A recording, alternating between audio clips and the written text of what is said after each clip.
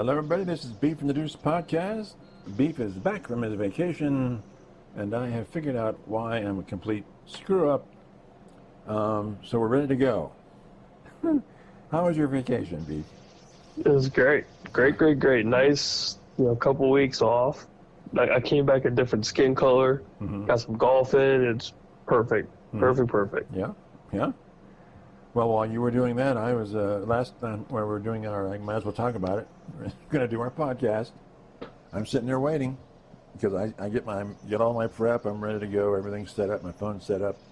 And I just wait for the beeper to send me the message. Let's go. And time goes by, and it's late. And I figure, well, whatever. It doesn't matter to me. You can be busy. You got the family. You got the whatever. So I finally checked my phone at like 11:15 at night. I'm like, what? Well, whatever, And I see he texted me 2 hours before. Let's do it. And I have been sitting here, but then I have to say, what? Of course, the weather's so bad. I have the window AC going on blast, and I have this box fan, which I can actually reach out and touch, and it's been on high. So for some reason or another, I just did not hear that happen. So, as I mentioned to the beef, I turned my phone volume on blast. And this morning when I set the alarm, I woke up and I about had a heart attack. That phone was a bell ringing in my ear. And so everything's turned off now. Everything's turned up and off, and I'm ready to go. Sweating like a pig here. But I'm ready to go. So I apologize to our millions of fans that we didn't have one for the ever so long couple weeks. Yeah, we didn't have one well, that was your own vacation, but last time was because I was sitting here minding my own business, being a complete idiot. It's just a swing and a miss. Anyway, so let's talk a little football here. So Bob in Florida, he's mine and Beef's personal friend. We love him. And he's also a great fan of the show, Beef and the Deuce podcast. He's always coming up with ideas and questions. And he had a question about, sort of in the way back, of the difference between an Andy Katzenmoyer as a linebacker versus a James Laurinaitis as a linebacker. Katzenmoyer was in the John Cooper era, end of the John Cooper era, when they were still big boys, really big boys. He was 6'3", 260. Laurinaitis was in the John Cooper era, still big, 6'2", 244, but played a little quicker game. So I don't really have specific memories other than Katzenmoyer was number 45. The other person who had a number 45 was I can't think of his name. Archie Griffin. Oh, Archie. Archie was number 45. Katzenmoyer is number 45. Ohio State has not issued the number 45 to any player since Andy Katzenmoyer. They haven't retired the number. I don't know if they retire numbers, but no one's had number 45. He was All-American every year, all conference, all everything. He was a monster. Again, Laurinaitis was just a teeny bit smaller, but we can look at his uniform. They were getting the pads and everything were getting a little bit smaller, so he looked smaller and played a little quicker game. If we go from after Ohio State, the clear winner is Katzenmoyer. Is Laurinaitis, but we won't get into that. So anyway, I'm just wondering, Beef, was Katzenmoyer with John Cooper? When Cooper left, was that the final end of the Woody Hayes era of really big people, going into the Cooper era, who had, obviously, you played Ohio State, you're a big person anyway, but just a little bit different game, and it just offered a little bit different look than that sort of classic Ohio State monster people on defense and offense. Yeah, I would say the game itself changed. Yeah. To where you had instead of the, like you said, the big, brutal, just, kind of, I guess, angry, if you will, like feared linebacker. Right. So like when you like go to the pros, like Ray Lewis, like there's not a ton of Ray Lewises anymore. Just Dick big, Butkus and all those guys. yeah, just massive dudes. Yeah. And defensive schemes changed, once you squeaked into like James Laurinaitis, the Jim Tressel, that kind of era. Mm-hmm. The game was just faster. So with a faster game, you're going to need faster players. Mm-hmm. Therefore, those I'm not saying Laurinaitis is not big, but you're not having 260 plus linebackers typically. Right. You're going to have quick on the feet. Yeah. Shifty, up on your toes, sort of players that can at least catch up with your position players in space. Yeah, it's a good comparison because they're both played inside linebacker. Mm-hmm. Oh yeah, and they played it great, played it very well. Yeah, very, very well. But yeah, I think the differences are not there's not a ton. It's more. I would say Laurinaitis was probably a tad quicker. Yeah. In open space. Yeah. Also, they both still played like just freight trains. Yeah, they were both beasts. But the thing, and the rules defensively that were kept favoring the wide receivers, just kept changing better and better. So as that era goes along, especially starting at the beginning of the Katzenmoyer era, the Cooper era, it just became easier and easier for wide receivers to get open because they just couldn't touch them. They just couldn't touch them. The 5-yard limit and everything else. And so that would favor Laurinaitis because you've got to be quicker, you've got to be more responsive, especially when you're dropping back in coverage. So other than that... It's a good question, though. It's a very good question. Amazing linebackers. Also, as I mentioned to you when I was doing the research, of course, I'm searching best OSU linebackers and all that stuff. They would give you 15 or 20, the legendary linebackers for Ohio State. None of these had Spielman in it, which I thought was interesting. I don't know what it means. It probably means nothing. But when you look at his offensive or defensive credentials for Ohio State, they're damned impressive. Yep, very impressive. So I don't know how that was, but thought that was fascinating. Anyway, good question. Thank you, Bob. That's why we love you. Let's talk some more football. Now, we were going to do, who's in the hot seat and all that kind of stuff, which we've done before and other people do a lot. But then I came up with an idea of how does each team define success coming up to this season? And we're going to do the NFL. We'll do some NFL divisions. We'll do it by division. But I wanted to start with the Big Ten and two of the top 6 Big Ten teams going into this year, OSU, Oregon, Penn State, Michigan, Indiana, and Illinois. How does each team define success? And it occurred to me that they're all very different. So let's get into it. How does the national champion Ohio State Buckeyes define success? When you're the national champion, how do you do it better? And I think obviously you have to beat Michigan. That's because people think, well, it's great they won the national championship, but once again, they did not beat Michigan. So it's almost like we'd rather beat Michigan and lose the national championship. So how does OSU define success this year? They've got to. Oh boy, it's tough. It's very tough. Does the national champion by default have to again be the national championship? Otherwise, it's a down year.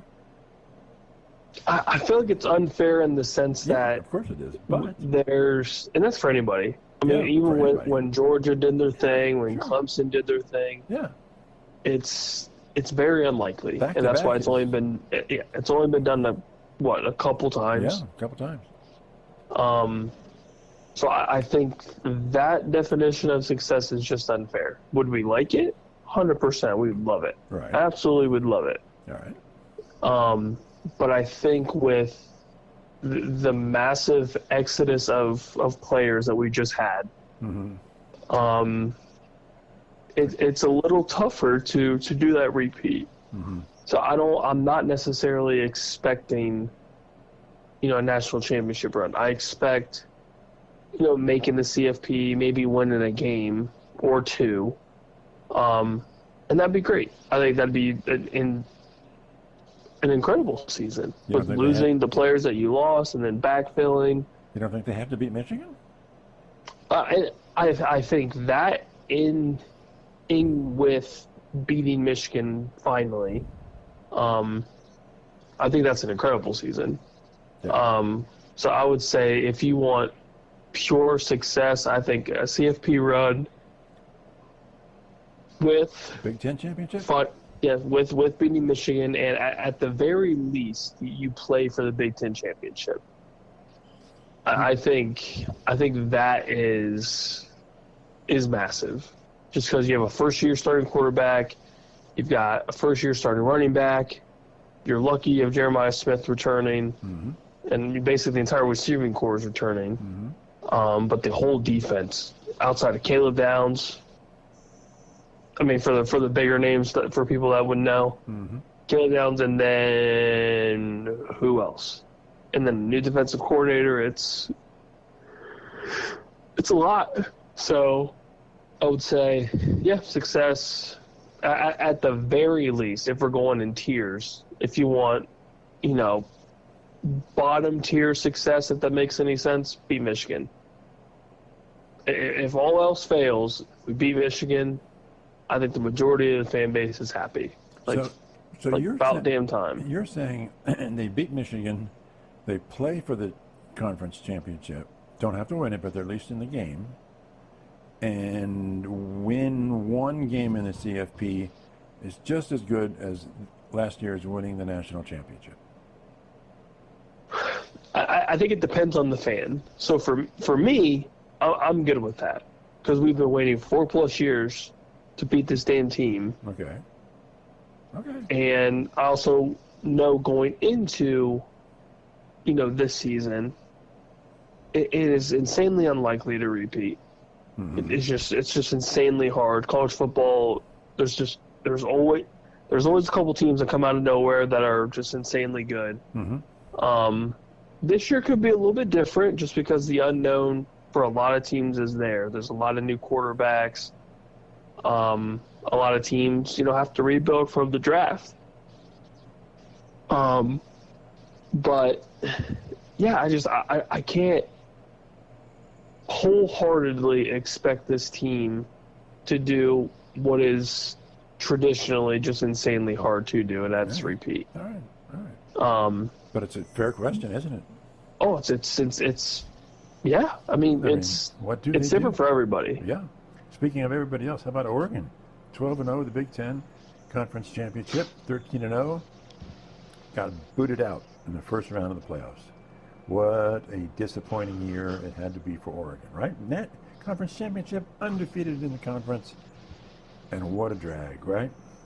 Yep, just completely. It was an absolute letdown. So what's success for them? I would say the exact same thing from last year, but winning in the CFP. The national championship? I would say at least win a game. If you get to the CFP, at least win a game. So do better than you did last year. Yes, just do better. Okay. I think that's fair, just because last year you had, a ton of talent. A ton. Dylan Gabriel's gone, so you have a new quarterback. It doesn't seem, I guess, positive, just because depending on who the quarterback is going to be, it's either somebody brand spanking new or somebody that hasn't played football in well over a season and a half or whatever it is. Which is insanely ideal. Right. But you're fortunate enough to have one of the best head coaches in the country. Yeah. In Dan Lanning. So I would say reasonable success would be repeat last year, and win a CFP game. Okay. All right. Interesting. Again, that's different than Ohio State. Speaking of both those two, how about Penn State? They went 8-2 in the Big Ten. Of course, did not win the big games.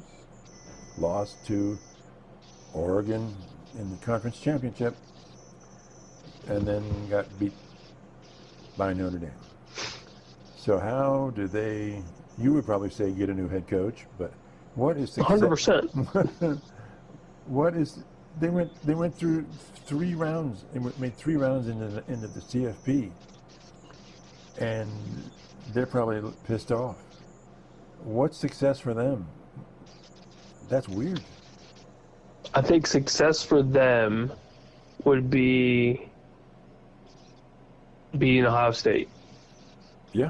I think all things considered for each season, that game is always hyped up, especially when Penn State's initially looking good, and there's hype around, like especially coming into this year. I mean, there's probably more hype with this team than James Franklin's ever had. Many people rank them higher than Oregon or Ohio State. Yep. So I think success for them is beating Ohio State. So and that in turn is pretty self-explanatory. That means CFP berth, probably making another run.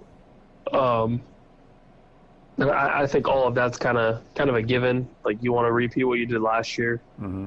And I think it's possible. I think it's very possible that they can get into this CFP, especially with, hell, the amount of teams that are going to get in. Right.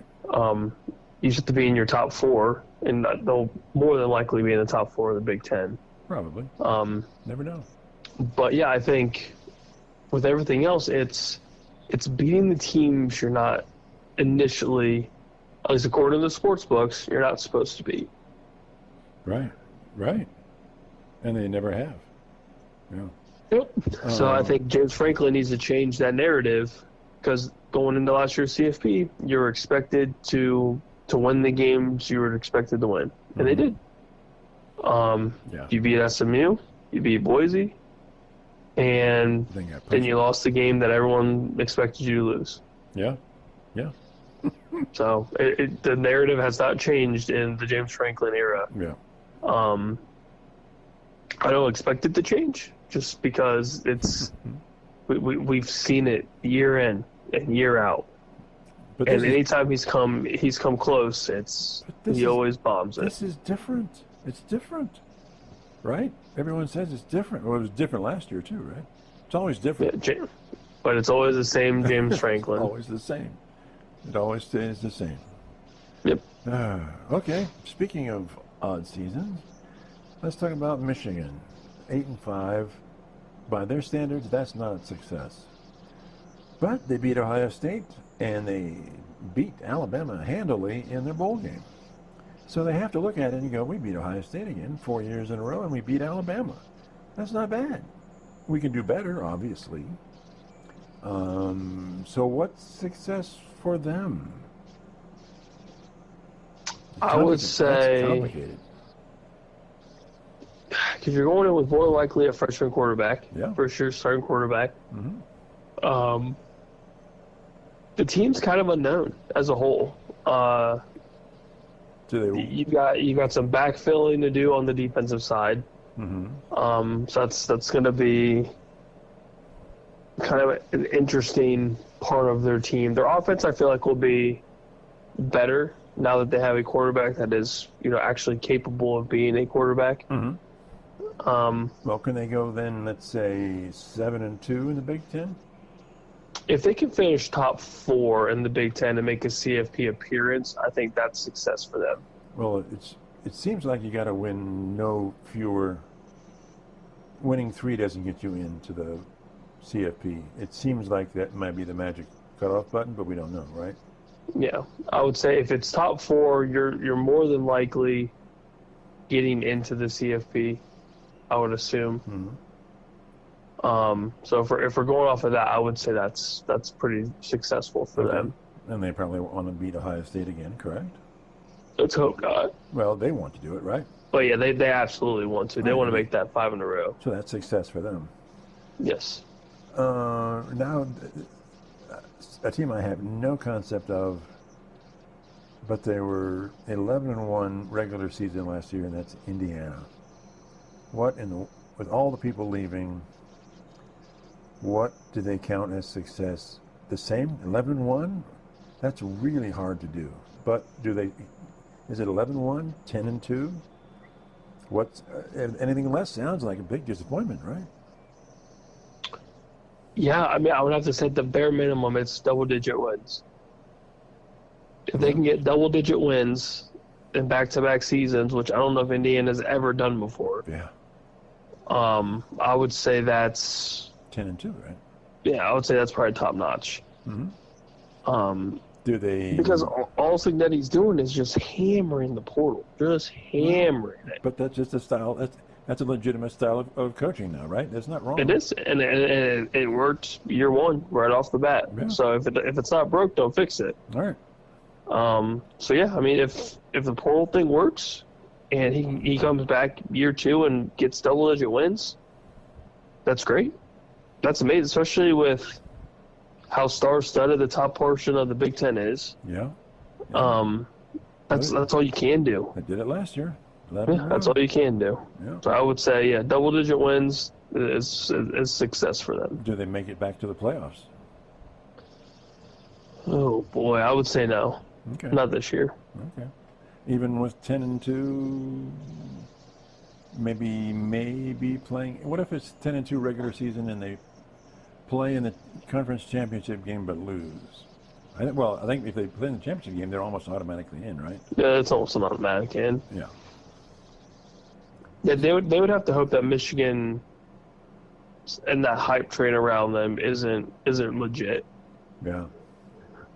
Yeah, they've got it's a long road to hoe because you've got OSU, Oregon, Penn State, and all these teams are loaded for bear, right? I mean, they're just hunkering after it. Mm-hmm. They would have to hope Michigan doesn't finish top four, Illinois doesn't finish top four. So let's talk about Illinois. How about those guys? 6-3 in the Big Ten, 10-2 overall in regular season. They did it the year before. They did it this year. If they did it again this next year, you would go, well, that was successful. That's a successful season, right? But I don't think that they would be too happy with that. They've got to get to that elusive 10-2 number, don't you think? Yep, I would say 10-2 CFP berth, I think, is success for them. And they've got to be this year's Indiana, basically. Yeah. To be successful.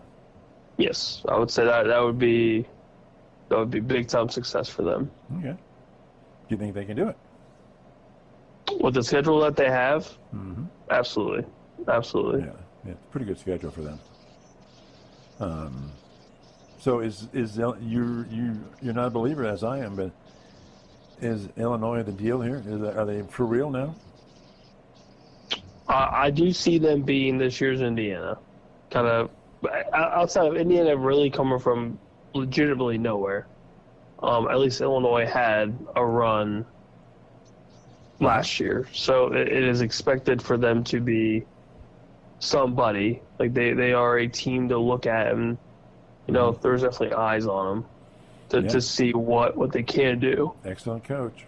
And Bielema's been all over the place. He's doing he's doing radio, he's doing podcasts, he's doing this, he's doing that. So he's out there. Yeah. And so this team will be kind of sort of under the spotlight for this season. Right. So yeah, I mean, I think the hype is real. Yeah. And this going into this season, they're really outside of the names of the Buckeyes, Ducks, Penn State, the Bamas, the LSUs, the typical teams that you assume are going to be in the top 10. Mm-hmm. Nobody really knows if those teams are going to stay top 10. Because some of the returning quarterbacks, there's only a select few. Yeah. Look at Alabama. So it's very interesting. Yeah. But the thing is, and it's the same thing with the SEC, right? There's really only so much room at the top of the Big Ten. You're looking at the top four, right? Even in the SEC, you're looking at the top four as far as getting into the playoffs, right? Mm-hmm. So Illinois was, 10-2. No, I mean, I'm sorry, they were 9-3. Not going to get anywhere close to the playoffs. Just not going to happen for them. As good as they were, and they won their bowl game, so it's a good season. But still, it's just not. It's like it's one game, and that one game is so elusive for many teams, right? Mm-hmm. And for the rest of the Big Ten, I would say that everybody wants to win more games than they did last year. I don't. Those six are the only contenders, I think. Yeah, I don't think anybody's close unless USC pulls something out of their ass. I mean, could happen. That's really about it. Yeah. Okay. Yeah. Okay. I thought that was a fascinating thing to look at. And of course, everyone is talking in our area about OSU versus Texas. But how about that first game of the season with LSU and Clemson? Talk to me about that. That's a big game. That's Clemson's ascending, and Kelly's got to take this game for LSU. Otherwise, I don't know. What do you think? Big game, big game. Yeah, Kelly's kind of sort of on the hot seat, if you will, for this upcoming season. Is Dabo back in the magic for Dabo? I think that the magic's real with Clemson. As much as you like. Yeah, as much as I don't like the khaki pants of Clemson. That hurt. It's a little too close to home. But yeah, it's a sneaky good game because, like you said, the hype is all around Texas Buckeyes. It should be. But yeah, because you've got hype for both quarterbacks, right? On both sides with Klubnik and Nussmeier. Yeah. So battle of who's going to be the top quarterback in this draft, in this coming draft. Right. Clemson's clearly the cream of that conference, right?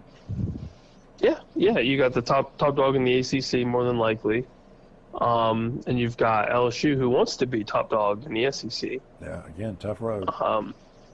I don't see a lot of defense in that game. I could see a lot of offense. Okay.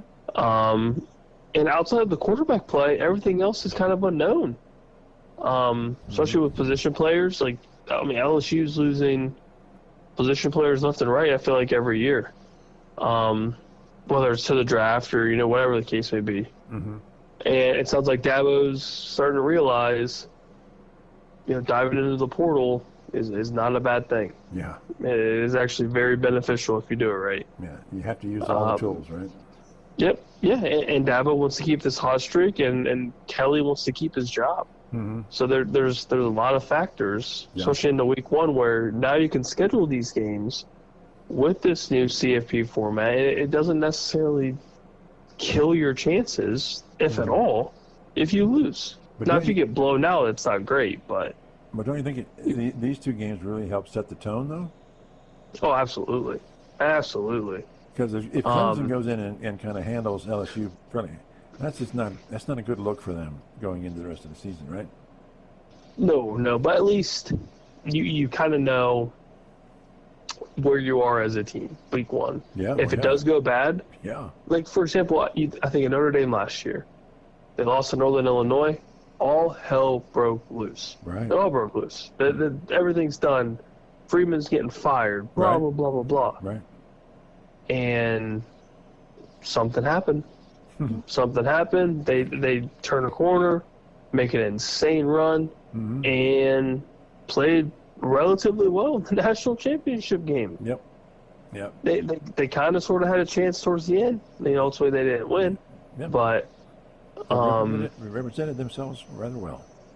Yeah. So, yeah, even whether Clemson or LSU lose, but I think it's a good start for them to kind of understand where they are, what they need to change, and going forward, what needs to be done in order to make a Notre Dame type run to possibly get into the CFP or maybe make a championship berth. But don't you think if Clemson, the team that can make the biggest rebound would be Clemson? I mean, they're not going to, if they lose to LSU, it's the start of the season and they're in the ACC. So for them to, again, maybe just run the rest of the table is not that difficult. But LSU losing, they're in the SEC, and so that's just going to be tougher. It's going to be tough. It'll be tough for them. You got to deal with Texas. You got to deal with Georgia. You maybe have to deal with Bama. Right. There's a lot. Okay. All right. Yeah, there's some great first weekend games, right? Oh yeah. Early on, I like Clemson in that. I think Clemson will be all right. Ooh, you didn't choke on that one. So let's talk just a teeny bit about Luke Fickell in Wisconsin. His third year, going into his third year, I think, and it's not been that great. And this year is a very, very tough schedule in the Big Ten for Wisconsin. Is he on the hot seat, or are they going to? Oh yeah. I think it's third degree burns hot. I think something's got to change. The culture's got to change. Something's not working. Mm-hmm. And I don't necessarily think it's all Fickell's fault. I think a lot of it has to do with the merger with Oregon, UCLA, Washington. Yeah. Everyone from the West Coast. Yeah. Stealing recruits. Yeah. But essentially is part of the reason, I think. Yeah. It's hard to play catch up when you've got mergers like that, the NIL money that's going around, and just the top tier talent. Yeah. They don't want to go to Madison, Wisconsin. Right. They want to go to Tuscaloosa. They want to go to Death Valley. They want to go to Columbus. Go to Athens, Georgia. They want to go to big name programs to make a name for themselves, at least initially. Right. And his only hope is portal. Yeah. And it's tough because everyone's in the portal. Right. Every university is trying to find their Will Howard, their Quinshon Judkins. Mm-hmm. You know, they're trying, and it's tough. Don't you think not necessarily saying he's a bad coach, because I do think he's a good coach, yes. and he's proven that he can take a team like a Cincinnati to the college football playoff. Yeah. Regardless if they win or lose, like you took a team that had no business being there, and they were there. They were there. So he's got obviously coaching ability. It's college football is a tough beast. So I think I've talked about this before, but it seems like especially with Big Ten and SEC, there's like the top half of each is maybe the top 6 or so teams from each conference, and they're just sucking up all the oxygen. And it's just hard for anybody else in the Big Ten, the other 12 teams or 10 teams, to get those people, because they're all going to the sort of the top tier of those conferences.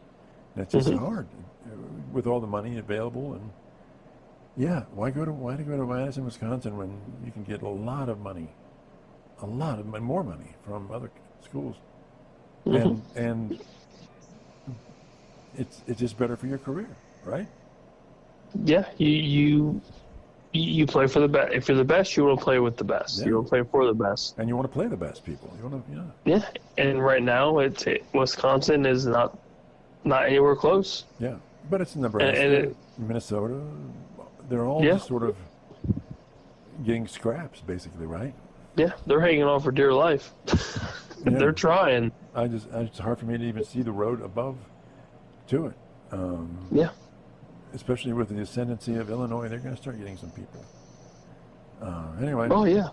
You got to hope for a year run somehow, some way. So the Indiana model. To somehow boost up some sort of confidence for the program, for the university, and for when Fickle goes into the portal and goes, hey, like, you know, we want you here.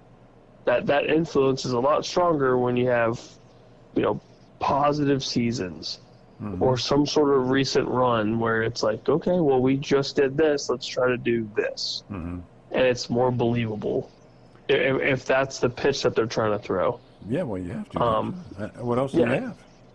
Yeah, that's it. I mean, Luke Fickle doesn't really have a leg to stand on right now because Wisconsin hasn't done shit. Right. And they almost had an upset of the year and blew it last year when they had, you know, they brought Oregon into town. But right, that didn't happen. That would have changed everything. I mean, that would have turned a massive corner for that. Yep. For that entire program if they pulled that off. Yep. So we'll see. I like Luke Fickle. And again, then who are they going to get that's better than Luke Fickle? Exactly. It's tough. It's tough. The world of college football, if you're not already a well-established top-tier head coach, it's hard. It is. I don't envy any of those coaches in that sort of predicament. Like if you're Ryan Day and you're Dabo, you're Kirby, you're Dan Lanning, like I also don't envy you because it is constant. Yeah. You are consistently, day in and day out, trying to be the best. I wonder if it'd be better to be a NFL coach. Less stress. Oh, 100%. 100%. You don't got to worry about NIL. You don't got to worry about portal. Yeah. You worry about the draft. You worry about OTAs. You worry about practice, and then you worry about a game. Yeah. That's it. Yeah. Yep. And then you have Jerry Jones to worry about. Yeah, please, God. Jerry Jones got to worry about Jerry Jones. Apparently, he does not. Okay. No, he's out here chilling. Yeah. So talk to me about this Max Clare guy from Purdue. Big tight end. Everyone's talking about him, right? Coming to Ohio State? Yeah, sounds like he may or may not have the chance to be one of the first All-American tight ends in forever for Ohio State. Yeah. Sounds like he's the real deal. There's been obviously talking for our local radio station about this guy, so making strides, throughout the off season, and brings a kind of an interesting, I guess, wrinkle to the offense because we haven't really had. I shouldn't say athletic tight ends because we've had plenty of athletic tight ends, but they're traditionally used more for blocking scheme, short routes, stuff like that. Right. It sounds like this is just a bigger body receiver, but plays tight end. Yeah. So it definitely adds a positive wrinkle to what we're assuming is going to be a very similar Heartline offense in comparison to Ryan Day and, maybe some Chip Kelly influence from his time. Do you think we'll see more of the two tight end set, or do you think it'll still do wide California type? I hope both. I think having both will be smart. Two tight ends is scary with Ohio State. Scary. Oh, well, especially just for the guys that we bring in. So if you have a solid number one in Claire, sprinkle on whoever your number two is going to be. Yeah, good luck. In addition to if Jeremiah's already on the field, who do you guard? Yeah, who do you guard? Yeah. So I think the offense as a whole is going to benefit with Max Clare if ends up being, what we're all assuming he's going to be. But it is so hard to be an All-American as a tight end because last year my boy, Mr. Farron, Mr. Bowling Green himself, had to put up 1,500 yards and double-digit touchdowns. Like I hate to break it to Max Clare, but he's not getting 1,500. All right. The only guy's getting 1,500 is probably Jeremiah Smith. Right. Never know. But it's always possible. I'm not saying it's impossible. But if I'm Jeremiah Smith and I'm Julian Saint or whoever's going to be quarterback, all right, I'm looking at Ford's direction every time. But every single time. But doesn't this also just make the defensive backs for the opposition just go crazy? Because who do you? But okay, So you double team Smith, right? Mm-hmm. Well, there's at least two more big-time receivers out there, right, for Ohio State. Oh, yeah, you still got Cardinal Tate, you still got Brandon Innes. And then you got the tight end. Yep, and you got Max Clare. Good luck, guys. Yeah, have a nice day. Yeah, good luck. We'll see you when we see you. And then we got a pretty good, looks like we got a pretty good group of running backs too, right? Mm-hmm. Yeah, I'll be curious to see who comes out on top, but Yeah. even if they do a 1A, 1B, I think we're sitting pretty good. Yeah. Okay, so let's talk again about what defines success, and we'll go into the NFL here. And since I'm a Cleveland Brown fan, we'll start with that mess. So we got the Ravens, 12-5, conference champions, of course, going into the playoffs. Did not make the Super Bowl. Got bumped out on the conference round. Steelers, 10-7. Of course, they made the playoffs again, wild card. Have not won a wild card game in how many years? 11, 12 years, something like that. Bengals, 9-8, did not make the playoffs, but they brought in so many offensive weapons. Browns, 3-14, of course, that we all understand their big problems. So what's success for these teams?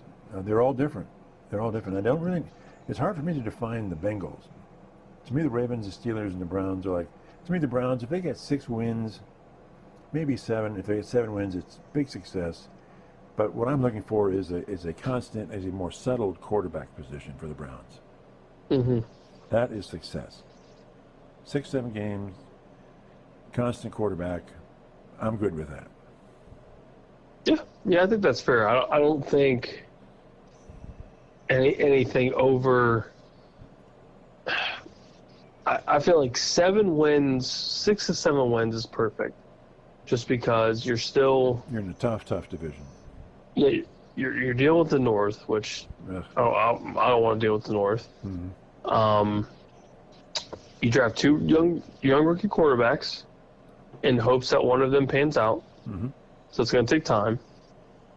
You're fortunate to have Flacco and Pickett in the room, not necessarily saying Pickett's the real deal or, Flacco's going to have some sort of, miracle year. Special juice, whatever, to, carry this team. I mean, if he does, and that's great for you guys. Yeah, but he's still not the future.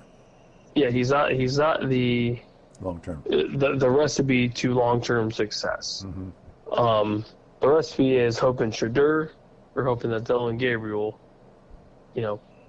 ends up whoever wins that battle is your quarterback of the future. Right. And I think one of them could be. It's just somebody's got to break this Cleveland curse of just absolute trash quarterbacks. But it also, you're hoping that with the departure of Nick Chubb, that the backfield has some sort of juice, has something. Right. And then you're also hoping Jerry Jeudy can somehow, some way be your number one. Do you think he is really a number 1 or a really talented number 2? I think he's very talented as a 2. I don't think he can necessarily be your 1. He's not going to be a marquee number 1 ever. Yeah, I don't think that he's built for that. I think he's built to be a solid number 2, and I think he's great. Yeah. It's just to be a true number 1 in the league, it's just tough. It's hard to define. It's just he's not anywhere close to a Justin Jefferson. He's nowhere close to CeeDee Lamb. Right. I mean, he's nowhere close to AJ Brown. Right. I mean, there's levels to the receiver rooms or to the receiver skill in today's NFL. And the crazy thing is, Jerry Jeudy is good. Right. He is. He's a fantastic route runner. He's got good hands. He's got good size. Mm-hmm. But the comparisons to all these other number 1s, it's just not fair because those guys are just so damn good. Yeah. And they continue to get better each and every year. Yeah. But yeah, I think success for you guys is 6+ wins, and somehow you have an established quarterback. You're not going back and forth, doing all that mumbo jumbo. Mm-hmm. You're working on whoever you have under center and grooming them and getting them ready for the future. Okay, I agree. So, talk to me about the Ravens. What's success? It's Super Bowl. Super Bowl. To make the game or win it? Just make it. Just have some sort of a successful playoff run. Yeah. And they don't choke. And prove to the world that just because you had a good regular season, because we know they'll play well in the regular season. For the most part, they play relatively well. Yeah. And then they get to the playoffs, and they're a completely different team. Yeah. Lamar plays like crap, or the running attack just doesn't do anything. And I don't know if that is a personnel issue, or if that's a Harbaugh issue, or if it's both. I don't know. So if they don't succeed more this year, what's your view? Is Harbaugh on the hot seat? How do you fire a guy like that? I don't think you can ever fire him. I think he's solidified himself as being able to coach there for as long as he wants. Okay. He's had just a career-long success train that it's just so hard to deny. Mm-hmm. And the teams that he had, like especially right now, like the Ravens on paper are insane. Yes, in paper they are insane. They should just clean house, right? They should. Yep, they should run away with the North And yet they year don't. in and year out. They don't. But they can't. So whose fault is that? Maybe the Bengals this year. Who knows? So you don't think it's a Harbaugh thing? I don't think it's a horrible thing. I think it goes down to last year. I think it was a defensive issue. In addition to just not really having the outside weapons for Lamar to do much. Like Bateman kind of came into his own a little bit. Zay Flowers came into his own, did his thing. Mark Andrews was kind of here and there. Mm-hmm. And then you had the beast of Derrick Henry, which you would assume that's all you need. Yeah. But That's great to me. I think Lamar needs a true number one receiver. And he doesn't. Like, Zay Flowers is good. Rashad Bateman's good. Like, they got, I think, DeAndre Hopkins in the offseason. But that's a washed-up DeAndre Hopkins. That's not prime-time DeAndre. But he just needs a true number one. He needs a CeeDee Lamb. He needs a Justin Jefferson. He needs, one of those type players. And I think everything else changes from there. So is he typically dual threat quarterbacks don't need that necessarily as much, right? But apparently you're saying he does.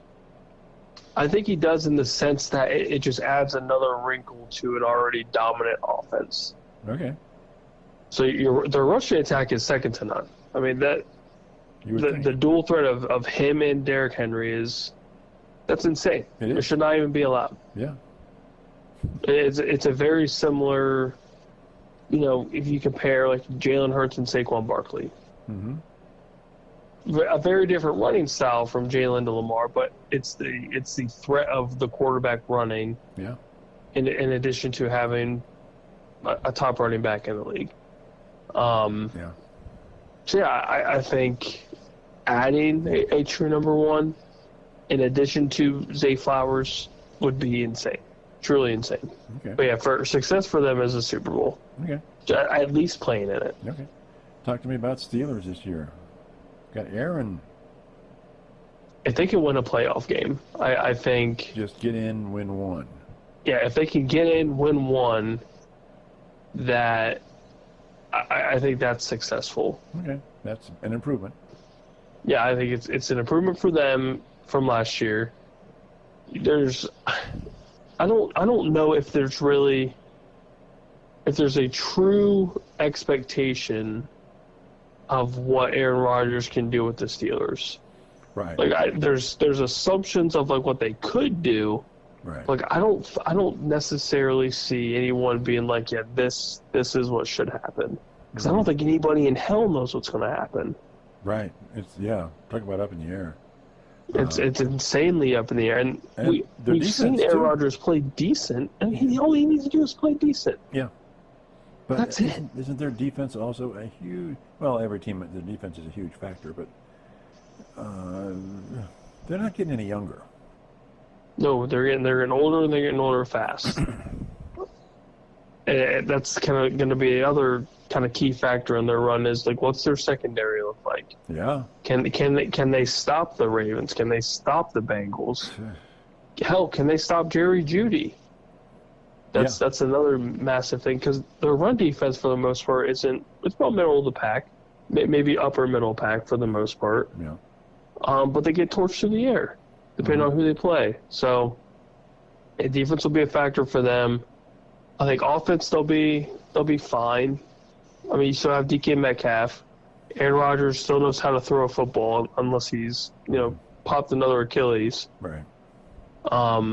Your rushing attack with Caleb Johnson, Jalen Warren should be fine. So yeah, I mean, offensive wise on paper should be okay. So yeah, I mean, success for them I would assume is make the playoffs, win a game. But I think that'd be huge. You don't see them winning the conference. You still that's the Ravens. No. Yeah, they're definitely on the outside looking in for that. Speaking of outside looking in, talk to me about the Bengals. I mean, they have an amazing offense and a suck-ass defense. So they brought in. Give me your take on them. I don't know. I love them. Okay, but what's success then? They were 9-8, didn't make the playoffs last year.